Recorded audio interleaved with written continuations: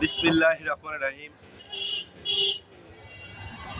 আজ বাংলার মানুষ এই 15-16 বছর যে দোসরদের কাজ নির্যাতন এবং জুলুম হয়েছে, এই 5ই আগস্টের পর আর সেই সব দোসরদের আর আমরা পাই না।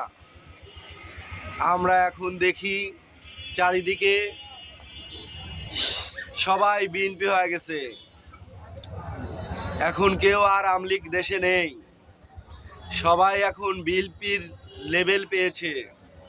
দুঃখের বিষয়, তারেক রহমান ভাই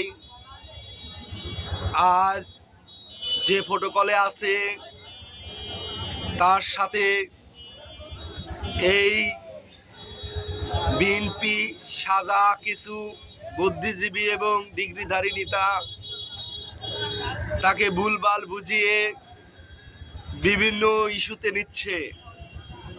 দুঃখের বিষয়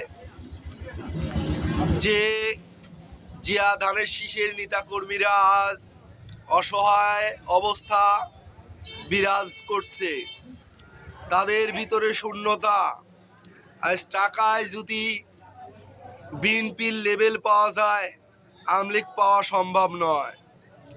আজ সারা বাংলাদেশে আওয়ামী লীগের হেলমেট বাহিনীরা এখন তারা সবাই ধানের শীষের লেভেল লাগিয়েছে।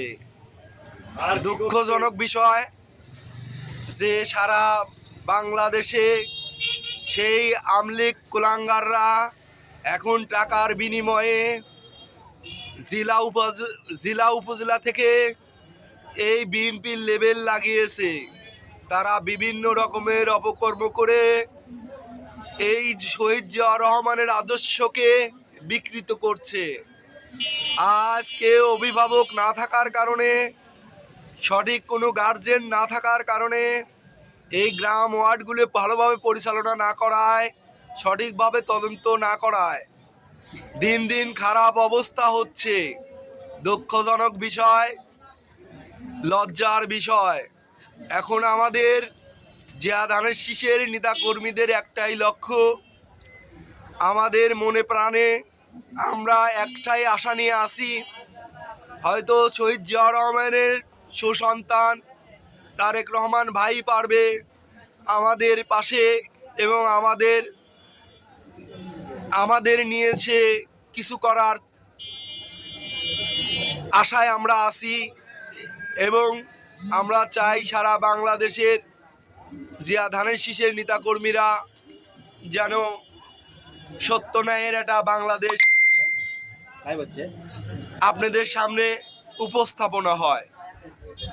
দুঃখ লাগে সারা দেশে আজ সেই সব নৌকা বউটা হাতে নিয়ে এই 15 বছরে যারা হামলা মামলা নির্যাতন করেছে তারা বিএনপির লেভেল পায়। যারাটা বিড়ি খায় না প্লাস যারা ধূমপান করে না তাদেরকেও বিগত আমলে মাদক মামলা হাজার মামলা দেওয়া হয়েছে। আজ গুরুত্বর বিষয় যে এই 91 পরে এত সংস্থা এবং সমিতি এই বাংলাদেশে শেখ হাসিনা আমদানি করেছে যে আমরা সারা জীবন খেটেও রক্ত পানি করে এই আওয়ামী লীগের দোসরদেরকেই পেট ভরাতে হবে। এই হামলা মামলায় আমরা লোন নিয়েছিলাম, আমরা এখন গায়ে খেটে সেই সব লোন শোধ করতেছি। আসলে এইসব সমিতি এবং সংস্থাগুলির 2000 থেকে এদের তদন্ত করার দরকার, যে এদের আসলে বায়োডাটা নেওয়া দরকার, এদের টাকার উৎস কোথায় ছিল, এদের কার কত পরিবারে টাকা এবং অর্থ সম্পদ ছিল। আর সেই সব সংস্থায় প্রত্যেকটা সংস্থায় আওয়ামী লীগের ক্যাডাররাই চাকরিজীবিত, তাদের ব্যবস্থা নেওয়া হয় না। কোনো বুদ্ধিজীবী কোনো ডিগ্রিধারী এ নিয়ে মাথা ঘামান না। আপনারা শুধু ওকে দোষ আমাকে দোষ, এই খাত থেকে আপনারা গুরুত্বর কাজ না করে একে ওকে দোষারোপ করতেছেন। এই সুযোগে শেখ হাসিনার এই কালো ছায়াগুলো বাংলাদেশে অটলভাবে তারা পরিকল্পনা করে যাচ্ছে। কিন্তু দুঃখ লাগে আপনারা এর কোনো ব্যবস্থা নিতে পারছেন না। আল্লাহ হাফেজ।